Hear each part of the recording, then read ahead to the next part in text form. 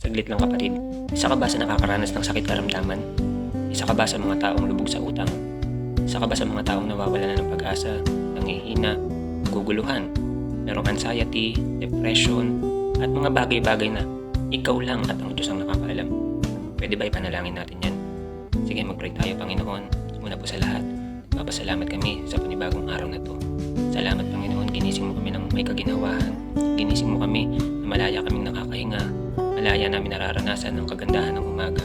Salamat, Panginoon, sa panibagong pagkakataon na may pagpatuloy namin ang aming buhay.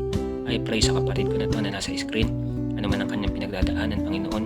Sabi mo sa Philippians chapter 4 verse 19, "And my God shall supply all your needs according to His riches and glory." Kaya naman, Panginoon, alam ko na isusupply mo ang kanyang pangangailangan. Kung siya may sakit karamdaman, problema sa pera, lubog sa utang, anxiety, depression, Panginoon, alam ko, Panginoon, na tutugunan mo ang lahat ng kanyang pangailangan.